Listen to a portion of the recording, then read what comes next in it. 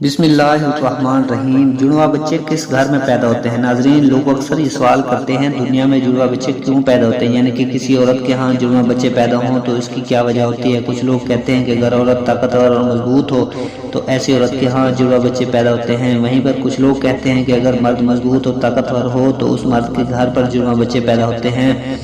آج کی اس ویڈیو میں ہم آپ کو حضرت علی رضی اللہ تعالیٰ عنہ کے حوالے سے اسی بات کے بارے میں بتانے والے ہیں، کسی عورت کے ہاں جڑواں بچے کب اور کیوں پیدا ہوتے ہیں، اور اس کے ساتھ ساتھ کچھ سائنسی وجوہات بھی جانیں گے کہ کسی عورت کے ہاں جڑواں بچے کیوں پیدا ہوتے ہیں۔ تو اس ویڈیو کو اینڈ تک لازمی دیکھیے گا اور اس ویڈیو کو لائک بھی کر دیجیے گا۔ تو چلتے ہیں ویڈیو کی جانب۔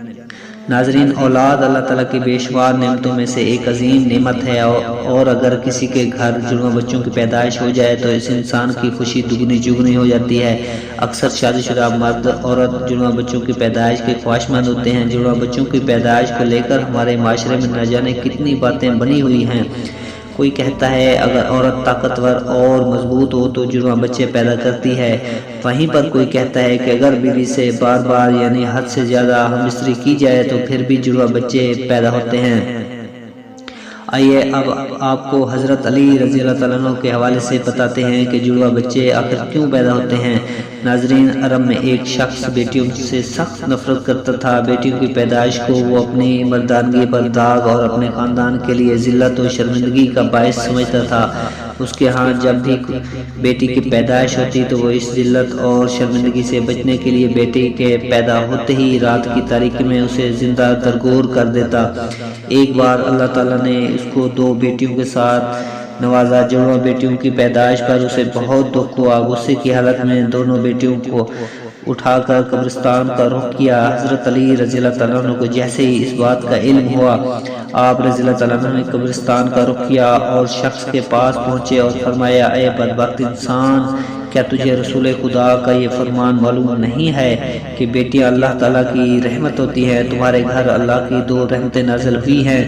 پھر فرمایا، اے شخص، یاد رکھنا، اللہ تعالیٰ ہر کسی کے گھر میں جڑواں بچوں کی پیدائش نہیں فرماتا، اور اللہ تعالیٰ ہر کسی کو بیٹی بھی عطا نہیں فرماتا، بلکہ اللہ تعالیٰ جس شخص پر راضی ہوتا ہے صرف اسی کو ہی بیٹی جیسی رحمت اور جڑواں بچے عطا فرماتا ہے، اور اللہ تعالیٰ جس شخص کو جنت میں داخل کرنا چاہتا ہے صرف اسی شخص کے گھر میں 2 بیٹیاں ایک ساتھ پیدا فرماتا ہے، اور اللہ تعالیٰ کو جس شخص کی آخرت نیک مقصود ہو اس گھر میں بیٹیوں جیسی رحمت نازل فرماتا ہے۔ میں نے رسول اللہ صلی اللہ علیہ وآلہ وسلم کو یہ فرماتے ہوئے سنا ہے، جس انسان نے اپنی بیٹیوں کی اچھی طرح پرورش کی اور ان کی شادیاں کی تو اللہ تعالیٰ ایسے انسان پر جنت کو واجب کر دیتا ہے۔ اے شخص، یاد رکھنا، نبی کریم صلی اللہ علیہ وسلم نے فرمایا، بیٹے نعمت بھی بن کر نازل ہوتے ہیں اور بیٹیاں رحمت بن کر نازل ہوتی ہیں۔ آپ رضی اللہ تعالیٰ عنہ کی باتیں سن کر اس ظالم کو رحم آ گیا، وہ فوراً آپ کے قدموں میں گرا اور زار و قطار رونے لگا اور عرض کیا، یا علی، مجھے معاف فرما دیں اور اللہ تعالیٰ سے میرے ان گناہوں کی بخشش کی دعا کریں۔ آپ رضی اللہ تعالیٰ نے فرمایا، جاؤ اور ان بچوں کو ان کی ماں کے حوالے کر دو اور پھر میرے پاس مسجد میں آ جاؤ۔ یہ کہہ کر آپ رضی اللہ تعالیٰ نے مسجد کی جانب چل دیے۔ وہ شخص دوبارہ آپ رضی اللہ تعالیٰ کی خدمت میں پہنچا اور عرض کیا، یا علی، جب ایک عورت حاملہ ہو جائے تو ہمیں یہ کیسے پتہ چلے گا کہ اس عورت کے حمل سے لڑکا پیدا ہوگا یا لڑکی، یا جڑواں بچے پیدا ہوں گے؟ تو حضرت علی رضی اللہ تعالیٰ نے فرمایا، اے شخص، اس بات کو اللہ تعالیٰ کے سوا کوئی نہیں جانتا، کیونکہ غیب کا علم صرف اور صرف اللہ تعالیٰ کے پاس ہے۔ اے شخص، اگر کوئی غیب کے علم کا دعویٰ کرے تو وہ جھوٹا و مشرک ہے اور اس کا ٹھکانہ جہنم کی بھڑکتی ہوئی آگ ہے۔ اس کے بعد آپ رضی اللہ تعالیٰ عنہ نے فرمایا، میں تمہیں ایک نشانی بتاتا ہوں جس سے تم کو پتہ چل جائے گا کہ اس عورت کے ہاں لڑکا پیدا ہوگا یا پھر لڑکی، یا پھر جڑواں بچے پیدا ہوں گے۔ اے شخص، یاد رکھنا، جب کوئی مرد اپنی عورت کے قریب جائے اور اس سے ہم بستری کرنے لگے تو وہ دیکھ لے، اگر مرد کی منی عورت کی منی پر غالب آ جائے تو سمجھ لینا کہ عورت کے اس حمل سے لڑکا پیدا ہوگا، اور اگر عورت کی منی مرد کی منی پر غالب آ جائے تو لڑکی پیدا ہوگی، اور اگر مرد اور عورت دونوں کی منی ایک دوسرے کے آمنے سامنے آ جائیں تو جڑواں بچے پیدا ہوں گے۔ اے شخص، اللہ تعالیٰ نے اس پوری کائنات کے اندر 80,000 مخلوقات کو پیدا فرمایا ہے۔ اس میں سے 20,000 مخلوقات صرف وہ ہیں جو صرف پانی میں رہتی ہیں، یعنی دریاؤں اور سمندروں میں۔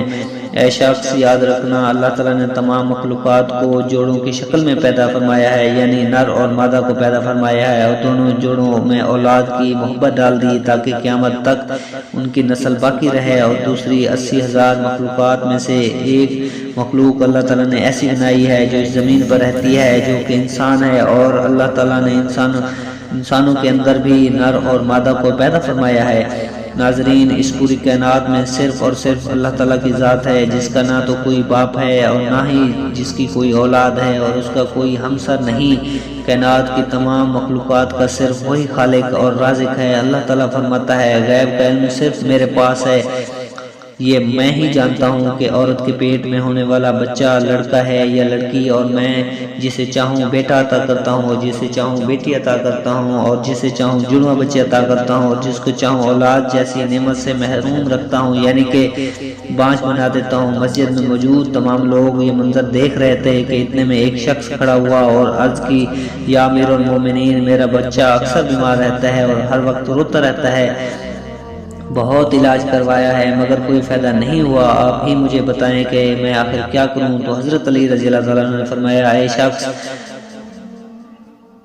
تم اپنی بیوی سے کہو ہر روز اس کے ماتھے پر ہاتھ رکھ کر ایک بار سورۃ فاتحہ دم کرے، کیونکہ میں نے رسول خدا سے سنا ہے کہ سورۃ فاتحہ میں ہر بیماری کا علاج ہے۔ پھر فرمایا، اگر تم مردے پر 70 مرتبہ سورۃ فاتحہ دم کرو اور وہ کھڑا ہو جائے تو تعجب نہیں کرنا، کیونکہ اس سورت میں اسم اعظم ہے۔ اس کے بعد آپ رضی اللہ تعالیٰ نے فرمایا، اپنی بیوی سے کہو کہ وہ اپنے بچے کو بائیں جانب سلایا کرے، کیونکہ بچہ جب اپنی ماں کے پیٹ کے اندر ہوتا ہے تب وہ ماں کے دل کی دھڑکن کو سنتا ہے، جسے سن کر وہ سکون محسوس کرتا ہے اور وہ دھڑکن کی آواز سے مانوس ہو جاتا ہے، مگر جب وہ پیدا ہونے کے بعد ماں کے جسم سے جدا ہوتا ہے تو اسے وہ آواز سنائی نہیں دیتی، جس سے بچہ بے چین ہو جاتا ہے اور رونے لگتا ہے۔ اس لیے اگر عورت بچے کو بائیں طرف سلائے گی تو وہ ماں کے دل کے قریب رہے گا اور دل کی دھڑکن کو محسوس کرتا رہے گا اور سکون سے رہے گا۔